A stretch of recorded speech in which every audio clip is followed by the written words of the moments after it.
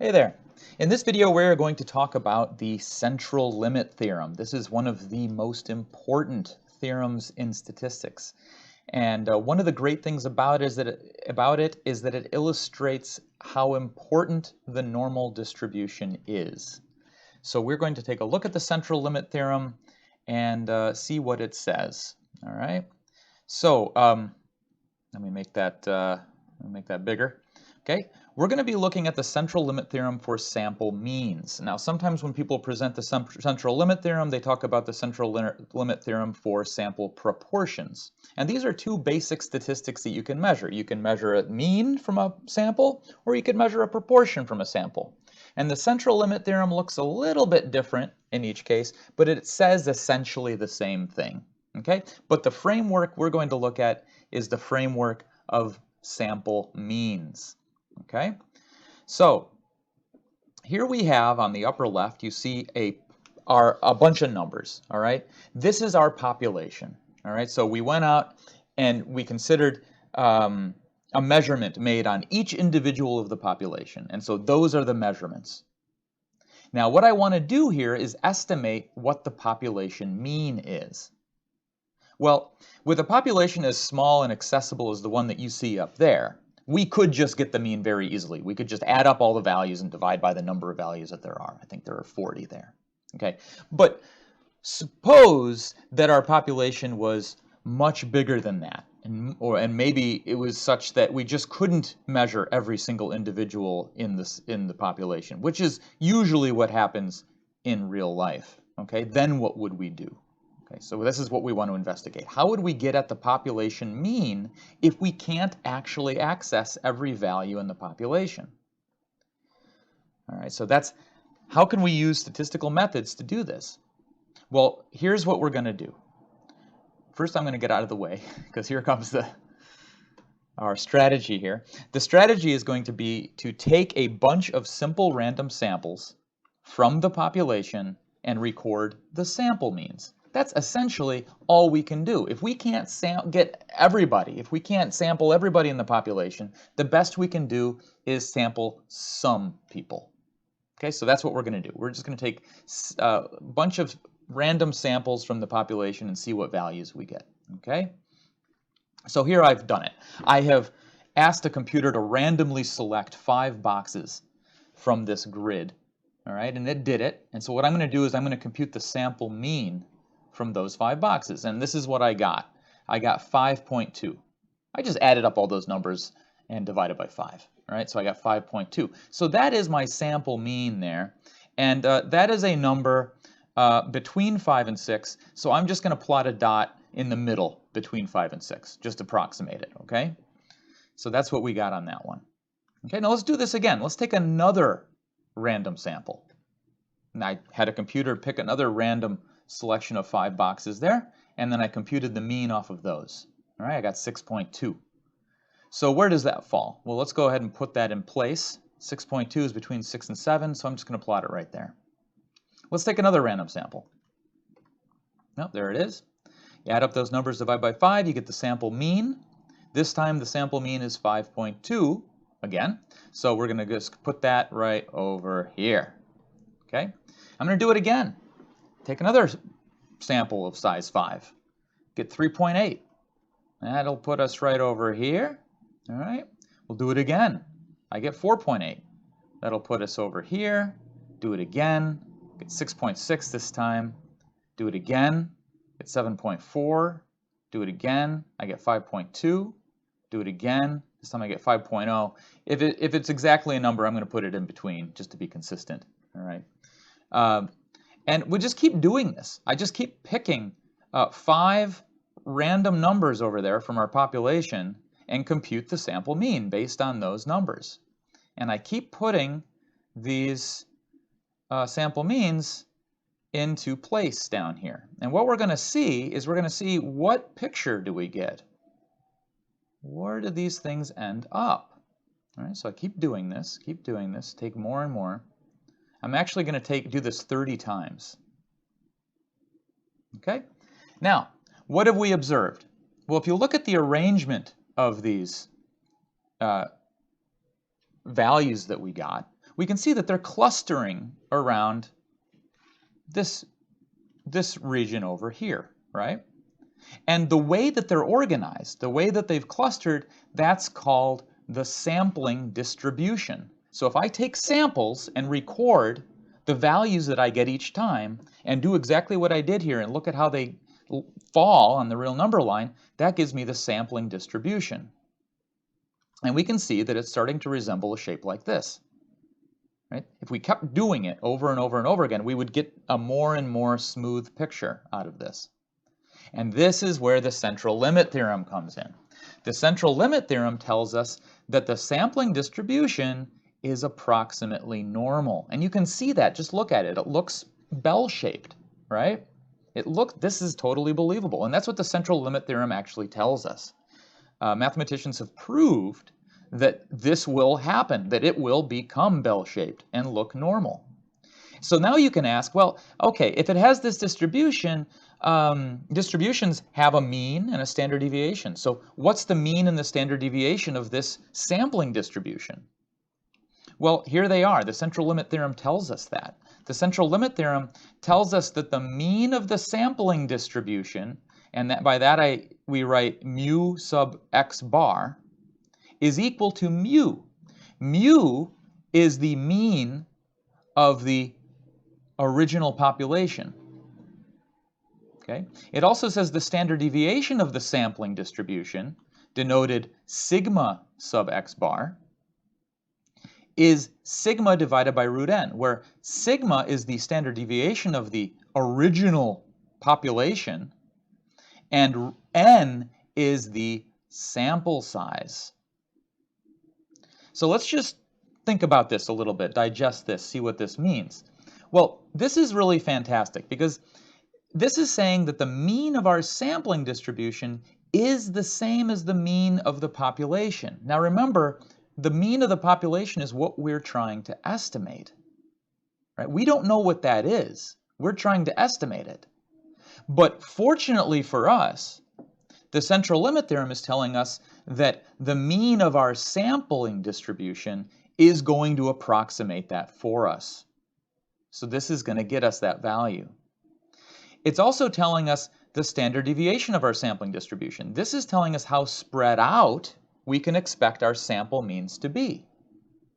Now, if you think about that for a second, we want to get an accurate approximation. So knowing how spread out our approximations are is going to tell us how accurate we can expect them to be.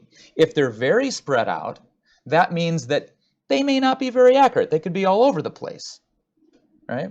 But if they're not very spread out, if the standard deviation of our sampling distribution is very small, that means that they're going to be really close to the value that we're after. So this is really fantastic information for us. Okay, why won't my slide go forward? Okay, so the central limit theorem tells us how good this approximation is. Right? I think I'm going to have to turn myself off because I'm going to have too much information here. So there I go. It says, first of all, if the original distribution is known to be normal, now we didn't know that on this example, but suppose we did. Suppose we knew the original population was normally distributed. Then the sampling distribution is also normal, regardless of how big our sample is. Okay, that's the first thing it tells us. It tells us that the sampling distribution will also be normal. But what if the original distribution was not normal? And in fact, the original distribution we looked at in this example was not. Then, as a rule of thumb, the sample size should be at least 30 in order for the sampling distribution to be close to normal. So you can see here, the central limit theorem is telling us that it'll be approximately normal. But what this is saying down here is that we should check to make sure our sample size is at least 30. Unless we happen to know that our population was normal, in which case we don't need that restriction. All right? But if we don't know our population was normal, then we're going to require this. Okay, that our sample size be at least 30. Now, in the example that we ran through, I used a sample size of 5. All right, so that wasn't at least 30, but you can see that it was still close, right? We still were getting something that was approximately normal here. Okay. So even if it's not 30, it can be close. But as a rule of thumb, at least 30 is what you need it to be if you don't know anything else. So what we're going to look at now is the effect of sample size. So what we're going to do is repeat this experiment. All right. So I did it for a sample size of 5. But what I did here is I did the experiment again with sample size of 1. So I just took one value and computed the mean, so it's just that value. And I just did that a bunch of times, and I plotted the distribution. Doesn't look very normal, right? Doesn't look very promising at all. Well, that's a sample size of 1. That's very small. What if I took 2 values at a time? Well, this is the distribution I get. Again, not a very recognizable distribution, right? This is the one that we did. We did sample size of 5, okay? And this is the one that we said was already starting to look bell-shaped. Starting to look bell-shaped, right? Now, what if I do larger sample sizes? What if I took 10 values at a time? Well, we can see this distribution is forming over here. What if I did 30 values at a time and took the mean each time? I get this distribution. What if I did 100 values and computed the mean each time? Right? Well, now I'm getting this distribution. Well, you might be making some observations here. Some things are happening. One important observation is that as the sample size gets larger, as we move from left to right here, the sampling distributions get closer to resembling the normal distribution. This does not look like normal. This does not look like normal. Starting to look normal, maybe a little bit more normal, maybe a little bit more normal. That really looks like a bell-shaped curve. It's a narrow one, but it's a bell-shaped curve. So you can see as the sample size gets greater, my distribution, the sampling distribution, begins to look more normal. And that's what the central limit theorem told us. Second observation, the standard deviations are getting smaller.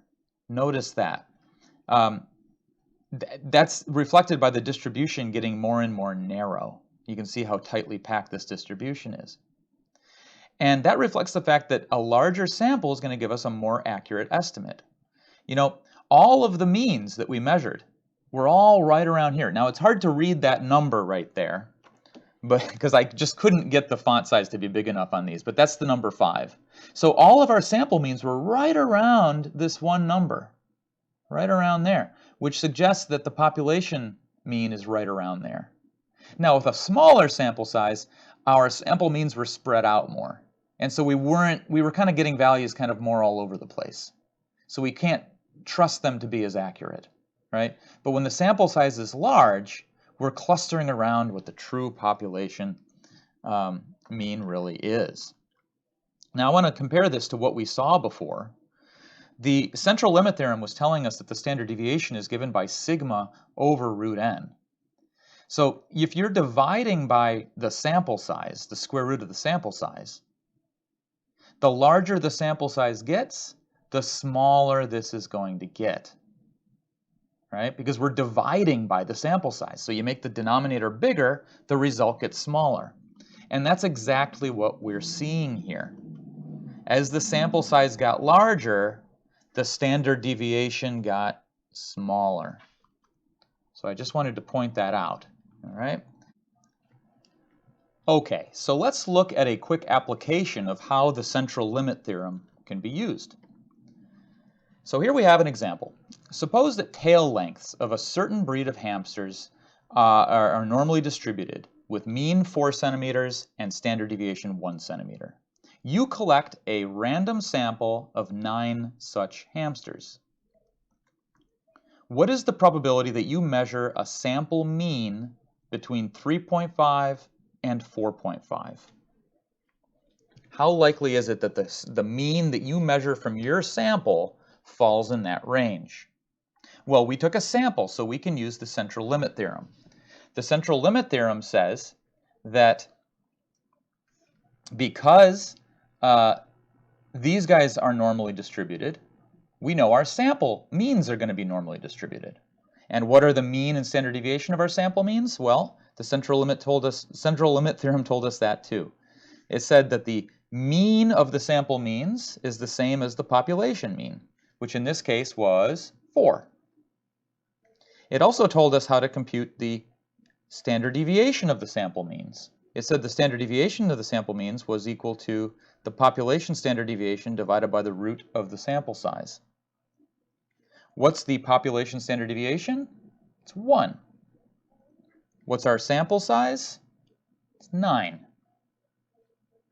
So that's 1/3, or approximately 0.3333.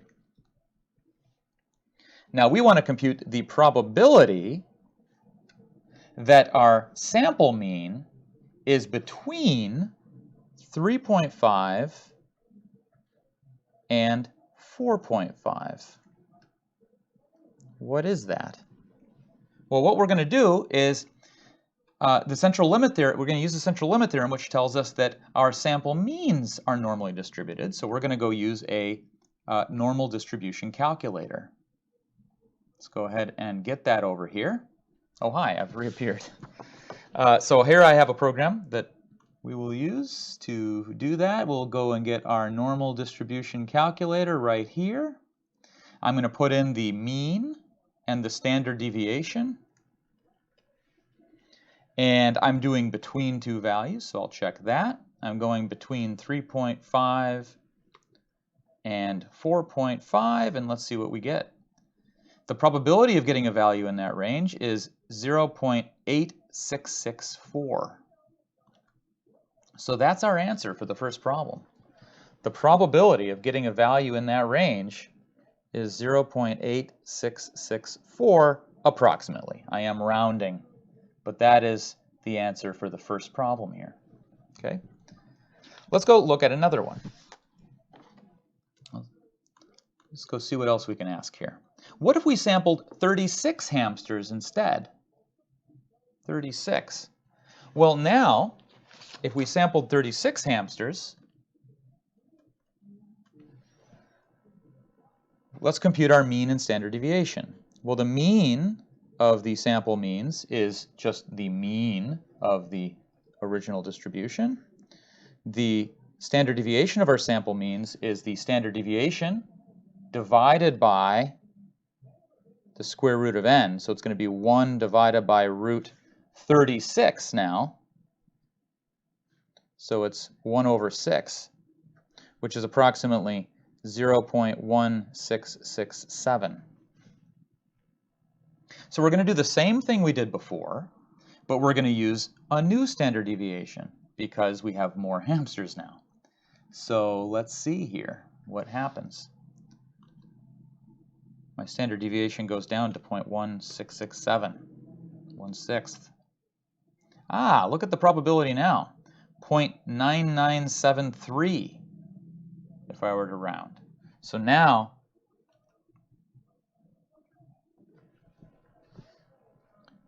the probability that x bar is between 3.5 and 4.5 is, what did we say?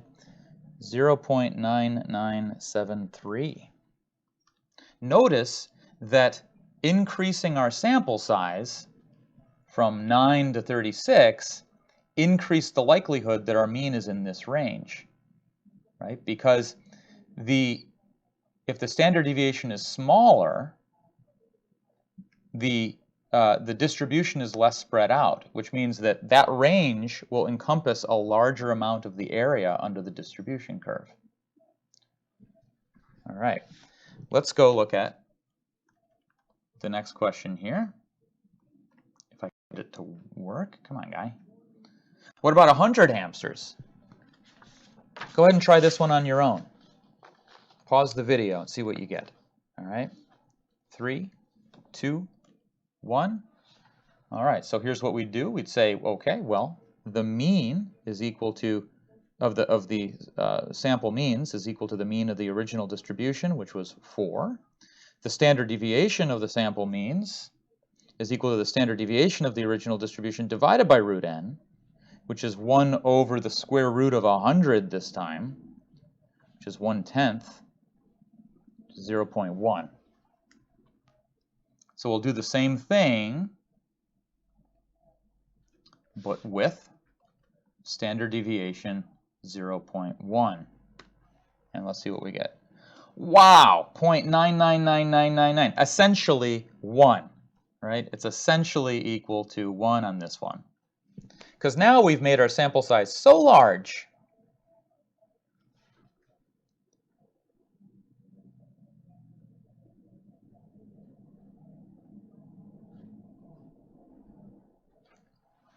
that to get a value that close to the mean is almost certain.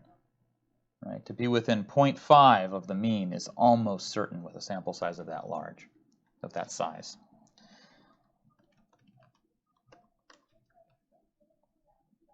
Okay, what if we didn't know that these hamster tail lengths at the outset were normally distributed?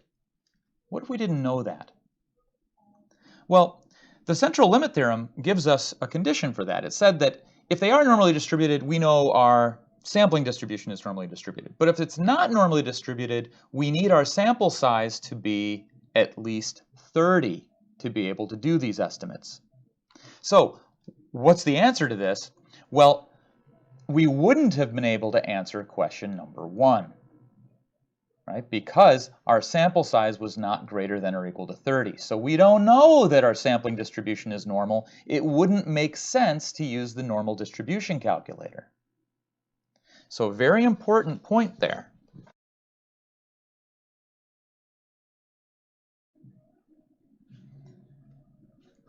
We need the sample size to be at least 30 in order to compute probabilities using the normal distribution.